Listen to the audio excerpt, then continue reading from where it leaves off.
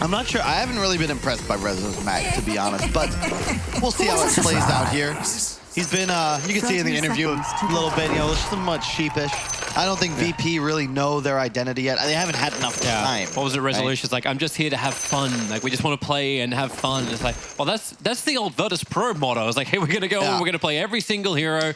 We don't care about consequences. We're just going to do us, and that's it.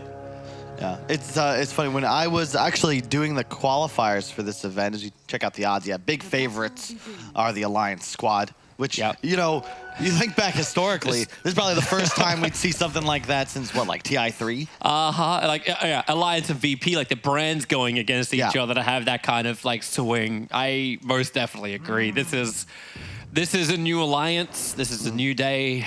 It's a new life for them. So when I was actually in Kyiv doing the qualifiers for this event, I went to breakfast like every day with Rezo, and he was really funny because, you know, he's going back to America. He was gonna go play with J-Storm, and he was a little like, it's all right, but you know, he was saying he's waiting, he's hoping for that phone call from VP. Now that he's got one, oh, hold up, mid, you've got an OD imprisoned into an arrow. Yeah, there's your old classic setup, imprisonment and an arrow together, and no one.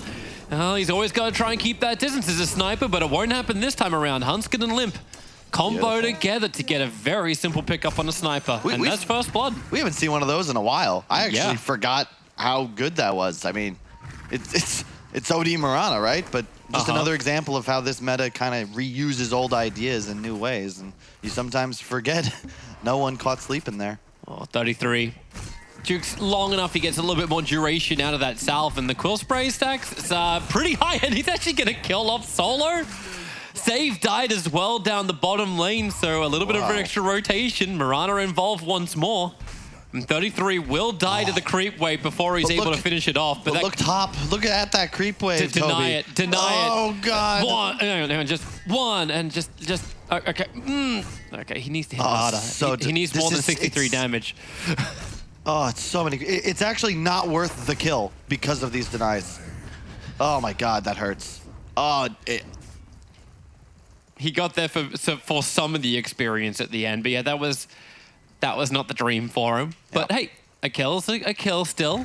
Yeah. I'm surprised we don't see Bristle picked more often. You know, a couple teams are picking it, but it's one of the few heroes that isn't yet fully in the meta that can do this, where you're not only a strong 2-on-2 laner, but if you're 1-on-2, you just run around, spam your quills, you're gonna farm every CS. Man, 33 Solo is really just trying to push him out of the lane. With no TP scrolls, it's like, 33's going to play the tree line. That's the only real choice here. Oh, hold up. Oh, my God. Solo? Yeah, he's staying pretty close. One more spray will do it. He's dead. He's in range. Down he goes. While on bottom lane, Resolution feels like he's playing bait, but Hanskin's rotated himself over. He's gone leap as well as arrow, so all the repositioning, and Resolution's got no escape. He went level 1 shockwave and has been holding his second point. No point in Empower, no point in Skewer. Yeah, it's just not the greatest lane from VP. When you pick this mag hero, if it's a core, you want to be able to go Empower and actually contest the lane, or have some higher damage support hero that can harass. Rubik, not the ideal lane partner, especially when you're in a 3-on-2 situation where, look, another arrow setup. You got to skewer out of here, Rezo, but... No, I like this fortification from Virtus.pro. 33's got to keep the quill spray stacks up, but he's only got one more spray to go with. Resolution will die as well. Dude, so he's 33 consumes the mango. And with the TP in from Epi Kid, 33 just has to outrun this. The arrow will connect over on save, so he'll die at the rune, and 33's just walking it off. Solo doesn't have the range for the miscoil. And 33 is actually going to have some help from Hanskin. Or is he? He's trying to deny himself up to the neutrals. Solo will arrive, but 33 denies to the neutrals. That definition of space created there, Toby. Epikid missed 7 creeps top to chase him to no avail, as Solo also now runs all the way back. No boots and only 275 HP remaining. Alliance getting ahead in literally every possible way you could. It is 7-1, 4 minutes into the game. Hanskin would have loved that regen rune to get the full duration off, but Save's going to stay with him. Resolution just having to contest Fada, who's doing these pulls. Hanskin doesn't have an arrow just yet, so they don't have that long-range stun to combo with. God, this is Oh, there we go. Buys up bottle. Arrow is now online. First stun into second. It's just simple setups coming from Alliance. We talk about ease of draft on day 1 and day 2, and it feels the same here for Alliance. It's not difficult. Varda's fat enough. He'll survive any kind of attack from Resolution to land a secondary stun, and then they just keep going underneath the tower. Resolution slowed up so much, first by the time dilation and by the orb. Varda will probably lose his life here, but it feels worth it. Especially when 33 continues to be unharassed on this top lane. Battling both against Epi and Solo, 2 melees who just cannot stand in this close proximity. Yeah, this is looking like the Alliance that a lot of people expected showing up. They came fresh off of a land victory over in Sweden, or rather, they're from Sweden, but they were in the Netherlands. Yes, they were.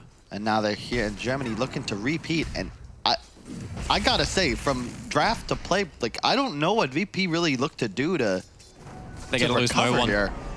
Rotation in, Ogre with 2 points up in the Fire Blast, looking for the extra stun time. They should just get a TP rotation in from Rubik. Yeah, biggest surprise of the new season for me has got to have been Fada as well, adjusting to the 5. I think a lot faster than a lot of people would have assumed. I've seen this before. I've done it a couple of times, and it takes a while. You do some really dumb things, but he's gotten to a point where you've got people in the community questioning whether, like, you have to start banning Jakiro against Alliance because he's just so solid on that hero. But Fada was always one of these players where even when he was playing core, he'd still understand the elements of support. Yeah. Mr. Mech mid lane. like this guy has played Dota for so long. He understands this game well. He's played with a lot of big captains, and now he gets a chance to prove it himself. That's a good point, because when you think about him as a mid player, right? He was, and this isn't meant as criticism, but his style was not your flashy all-star. He was a game manager. He was your DK, Viper, Razor. Yep. He did his job. He bought good items. And he understood what his role was in the game. It's he set the perfect tempo with his hero and the items he picked up without it being that flashy. I just killed them all, and that's how the tempo is set. Yeah. And my concern right now for VP is, well, one, you've got to support a bet. This is one of, I think it's the best offlane in Dota at the moment, and you've put it onto your 5. Not really much to help your sniper either. Boy, the Starfall's coming in. Solo's wrapping around. TP support's on the way from VP. Save's already gone down with a shrapnel. No one can play from the tree lines. Nico just time walks and TP's out. There's no stuns to stop him. So Fada, he'll lose his life for the trees. The courier, not exactly where I want it to be. But that's a 1-for-1 trade-off. But you've got almost all of VP to TP to the bottom lane apart from Epi. And that means now Bristleback. Like, this guy was always picked up in the offlanes. Hanskin is fine. He's got a leap available. But the Bristleback was always picked up as this 3 role because when rotations happened, he has this huge amount of damage once he's level 6, and he just takes the tower. He's got to be really careful on this Empress. I was going to say.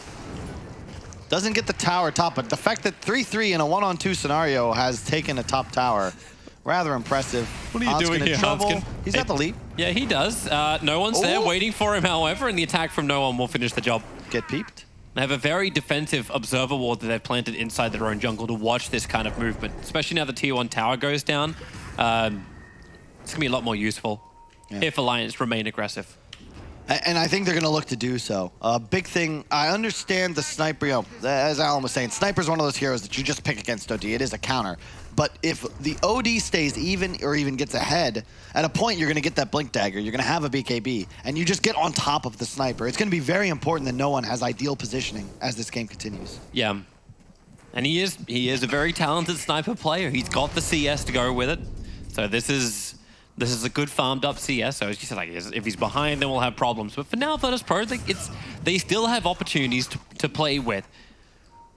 Because you do have this 3 position, Magnus, you hopefully will get to a point where Resolution can start looking at jumps in, and RPs can turn these fights around very, very quickly. You just have to hit it hard and right, and then let Sniper have the space. But it's taking so much time to get there. Meanwhile, Alliance, they're keeping the pressure up. chasing after Solo. Cool spray stacks up way too high. No shields will protect you from this. Support Abaddon can do nothing against Bristleback. It's something Will's talked about a lot. Hang on, we're going to get a fight counter away in a second. They might go nice for observer for Sentry. Alliance put it down so they can battle against no one. 33's just got to stay on top of this sniper, keep the cool spray stacks coming up. Doesn't have a lot of life to work with anymore, however. Fada, he'll have to finish the job, but then a salve. Sniper's getting his life back, and Fada just wants to punch him and cancel this. He can punch him and cancel the salve, but now he's surrounded by 3 different heroes. The arrow flies forward, but then Rubik takes it for the team. The skewer from Resolution pulls Fada underneath the tier 3 tower. Yeah. And there's just not much more that Alliance is going to get from this. Very aggressive, but VP bring the entire team to combat it. Yeah. And so Will's talked a lot about Abaddon, how you address it. It's these disables that Shield can't deal with. You've got 3 cores on Alliance, Bristle, Odie, Void. Abaddon does effectively nothing to prevent what these heroes want to do. You can't deal with the Banish. You can purge off Bristle's Q for a moment, sure, but it's a 1.5 second cooldown. Okay, just checking for a 10-minute rune. Nico Baby's had this Chronosphere for a while and so far hasn't had the opportunity to use it. Courier's coming out as well. That's not what that wants to be. Fortify it up after it takes 2 hits, 1 each from Fada and Nico. They chase it into the tree line, but 6 HP is enough for the Drodo to survive. Nico's going straight for the Maelstrom, one of his favorite builds. He either goes for this or the Diffusal when he's ahead. In a game like this where you're going to be able to outscale, I think it's the right choice just to get that farming item up ASAP, especially when you're the real carry for your squad. Yeah, I'm loving this with no one, like where they give him the stacks. He's able to get a hand of Midas, doesn't finish up the treads he could have. Like 10 minutes in, the Midas is coming on the Courier. You need it. If you're going to win this game, Sniper's got to be top net worth from 20 minutes till game close. And especially with the cooldown reduction talent you're going to pick up at level 10, it's just another way to make that Midas more efficient. Mid tower is going to be the next move for Alliance here. They've got Mirana Invis active and Chronosphere. Really like this maneuver. They smoked up, and now look at VP. They've got 4 heroes all concentrated in their own woods underneath these Alliance wards. Now 5. Oh, don't smoke on the obs. The way they were grouping up. All right, the Sentry, yeah, it finds it. So far so good though. All things considered, the fact that it's only a 1K lead for Alliance, you'd expect that VP would be even further behind based on how that early laning phase went, but they're recovering well. The fact that no one was able to get a 10-minute Midas is quite nice for their chances here. Yeah. And we've yet to see a Chronosphere, but Nico Baby, already 4-0-3. He loves to get involved early. I would not be surprised to see him make a maneuver with a Mirana Invis very soon. Limp finishing up a Veil. Have that in like 400 gold, as now 3-3 moves to stack Ancients. Will he land it? It looks like... Yes, it's a 4-stack now. Another reason Bristle should be picked more, because he's literally going to jump up to 5K net worth off of this one. There's your Moonlight Shadow. Arrow flies forward, just denies the Invis rune to Solo. Will also take his life in the bottom rune. As Moonlight Shadow being burned pretty early, however. Maybe Virtus.pro feel like they can do something themselves. It doesn't feel like Epi Kid's like ready to fight just yet, and no one's in the same position.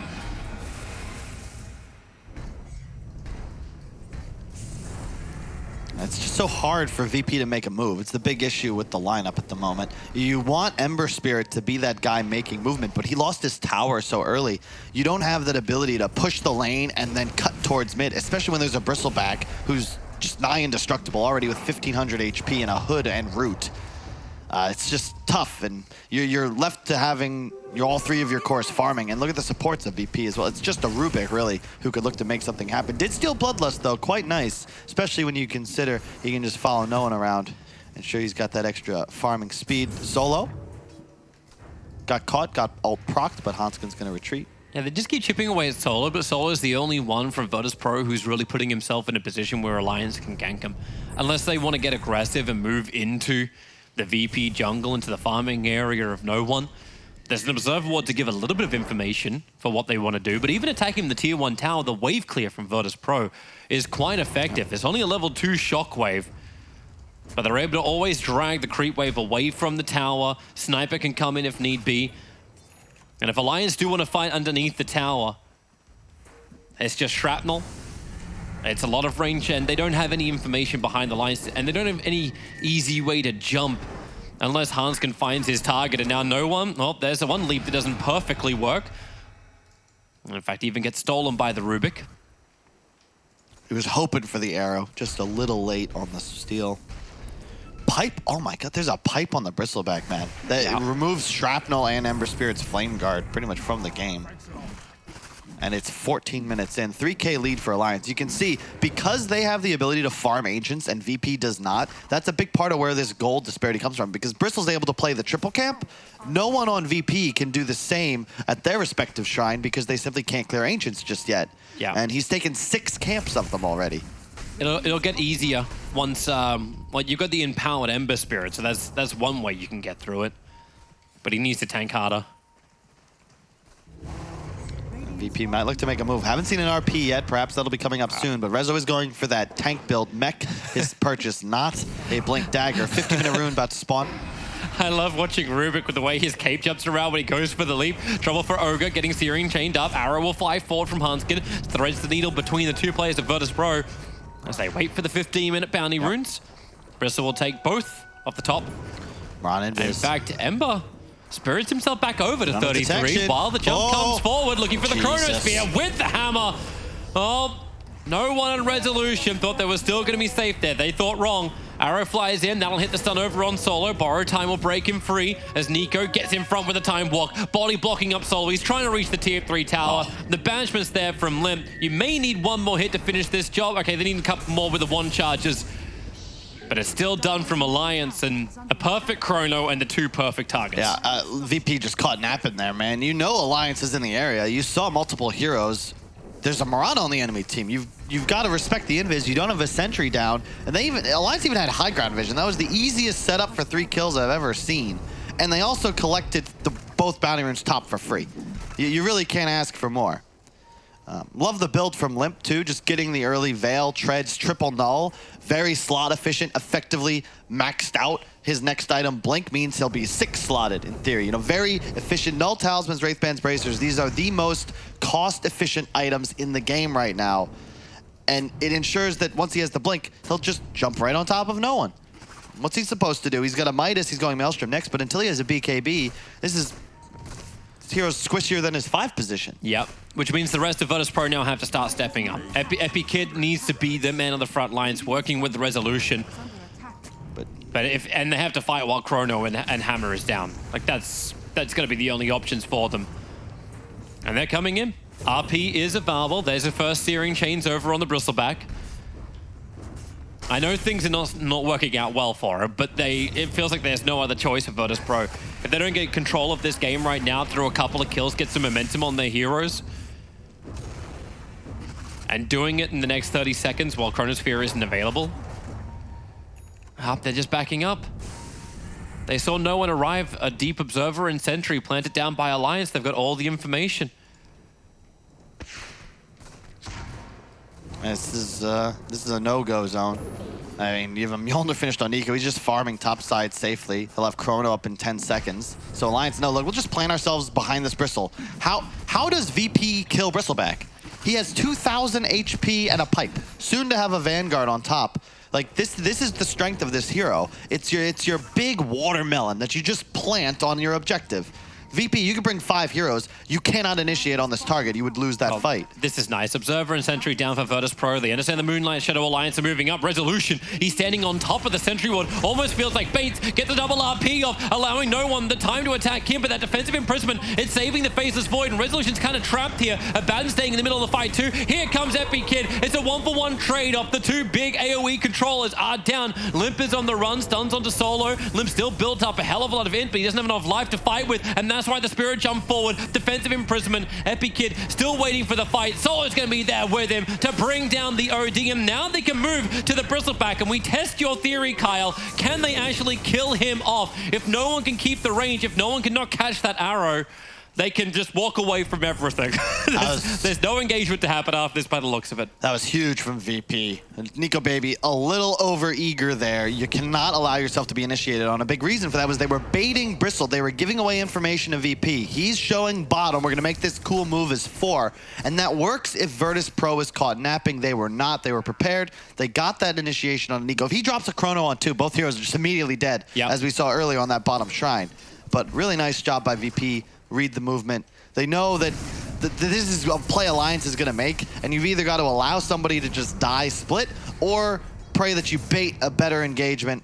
They recover a little ground here as we're just a 1 minute away from those bounties. You won't have Chronosphere for that engagement if Alliance look to take another. Yep, and this is that window. VP see it wide open. A minute of time. They can try and take this tier 1 tower on bottom lane, clearing through waves very quickly thanks to not just Ember being the natural clearer he is, but having the Empower buff up from Rez.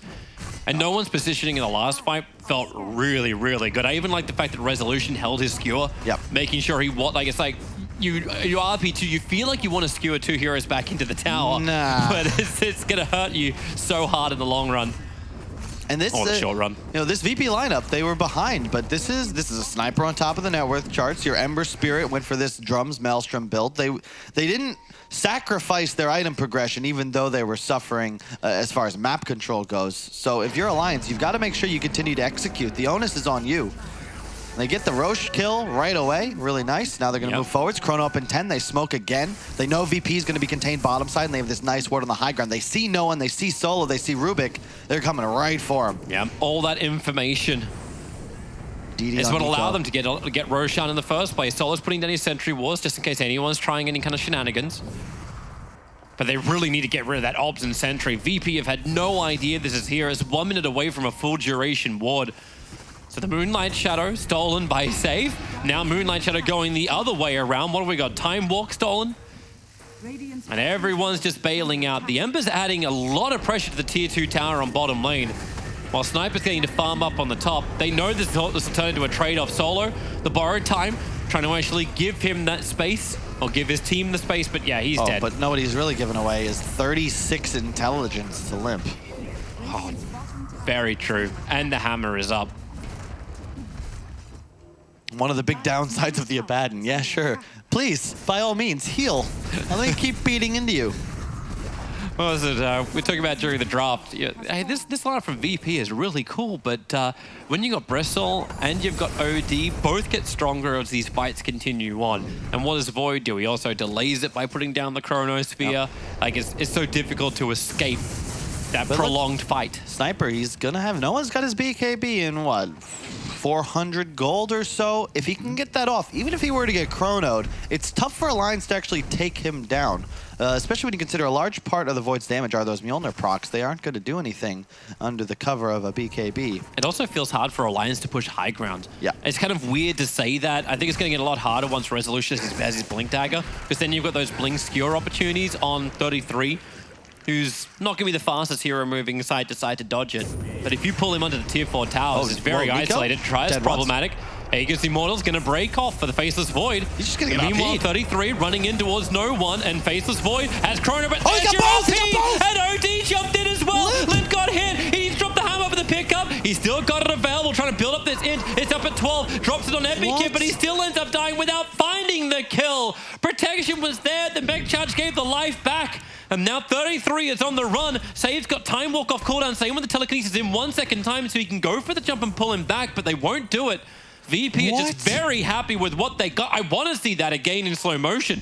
That's just terrible decision making from Limp. You can play that in multiple different ways. Either one, blink outside the range of the RP as your Void respawns, or two, if you're going to make that play, blink in early, get the aggressive RP, even if then the mag responds to get you first. Void comes out, he's not stunned, he's going to get a chrono off. You can never put yourself in a position where you both get RP'd. Here we go. Tier 4 towers is very isolated. Tries problematic. And here we are as well. It's going to break off for the Faceless Void. We'll try that and again. There we go. Hey, well, what a sexy dulcet tone. And that weird Australian. Do you ever listen to your own cast? Because I can't do it. I actually feel... I forced myself to do it very early on for reviews, but eventually I just hate myself. Yeah, me too, dude. I don't know how the community puts up with me. I listen to myself and I'm like, God, that's terrible. Like you have someone like Cap who's like, oh yeah, like my voice is so great. That's not how Cap sounds. No, I can't even... I can't even mimic to sound great. Like, if I sound like Benedict Cumberbatch, I'd be like, hell yes, this would be the greatest cast ever. Well, a little trouble for Ember Spirit. Arrowed up, locked in, and down he'll go. Yeah. Close the point. We both sound stupid. Why the hell do people even want to hear us? Anyway. The self-burn, the most effective. You know, the only time I actually like my voice is like when you're 5 days into an event and You really talk about your voice for someone that doesn't like their voice. And I start hitting Barry White mode and it's really, really raspy. What? Barry White has the voice of an angel. I know. So but when my voice gets really, really tight, I drop like 3 octaves. I see. And then it sounds good. Uh-huh. But only then. We'll have to review the tapes later. Much like Alliance is going to need to review that fight in the event they were to drop this game. The gold disparity hasn't changed, but bounties are up in 30. VP should be able to control both of the ones on the bottom side.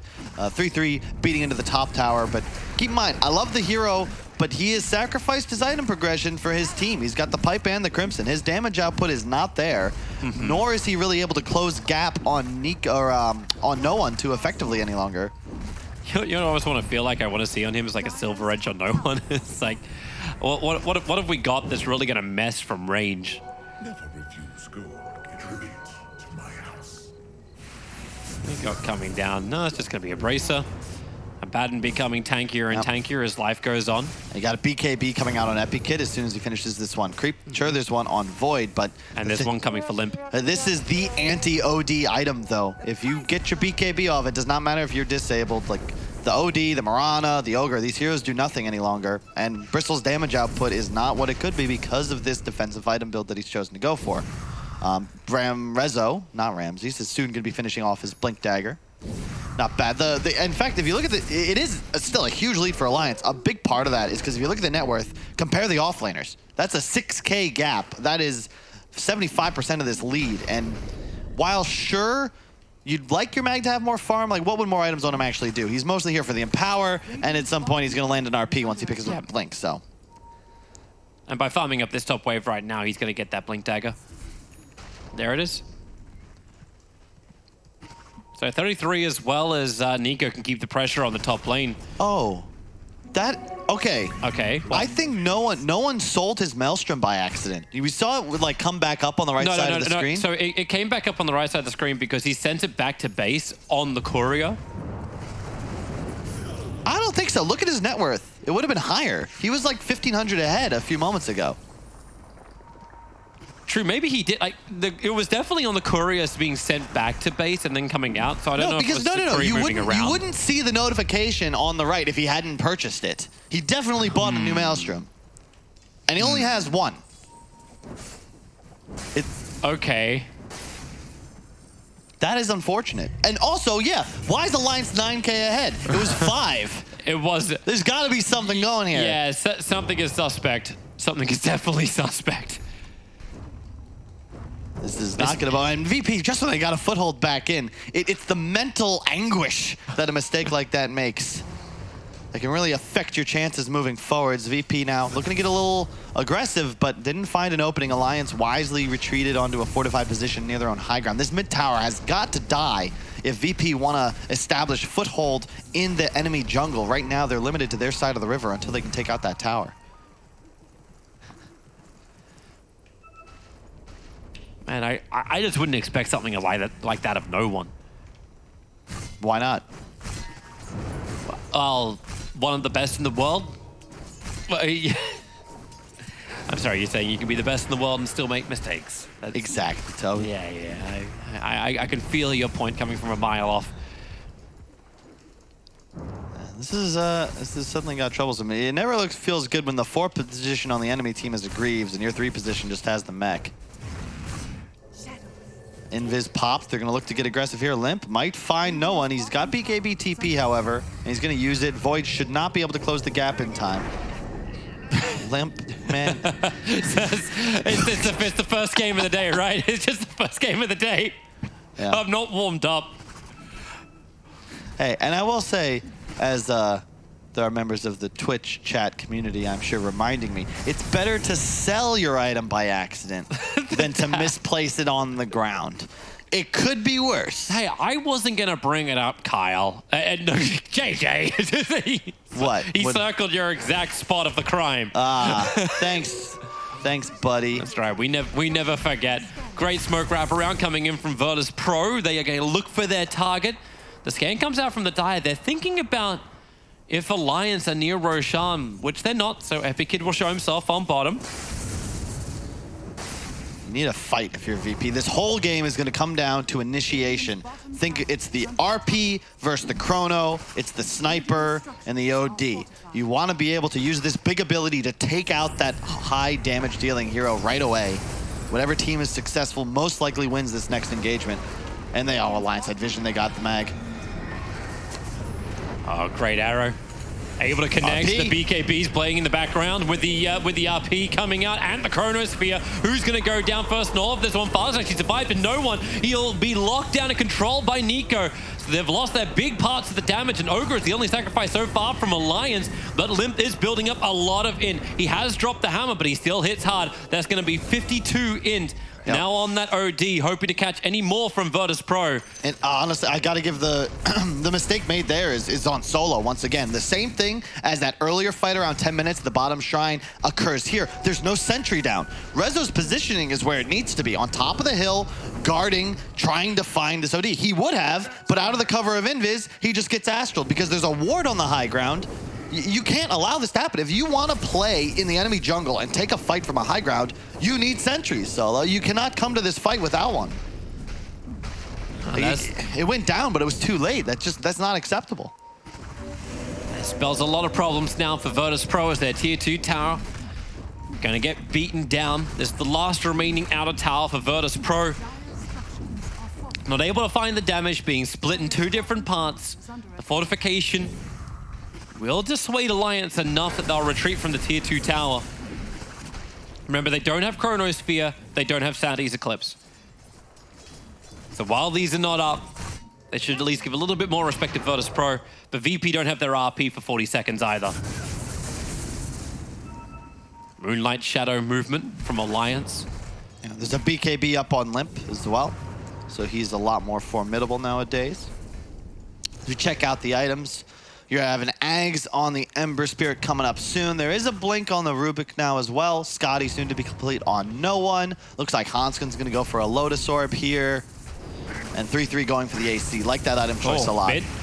Catching out the bristleback, pick him up, throw him back down again, having to battle inside the tribunal, skewered a long way up over towards Norm, but now Limp comes in for the defensive imprisonment. Solo will stay on him, a secondary shrapnel being planted, arrow flies forward, won't hit anybody, 33, still trying to run out with his Crimson Guard. He just tanks for so long, even the OD has to start getting chipped away by no one because they just have to find a different target. 33 feels invincible, a blink forward from Limp, this time he's taking Sniper out, the RP, able to connect from Resolution, but Nico, the skewer, they're inside the Chronosphere, he's got so many of his own teammates, while Solo and Resolution trying to hit into them, but the Sniper goes down. He's the bigger damage on 57 HP. OD's able to blink away to safety.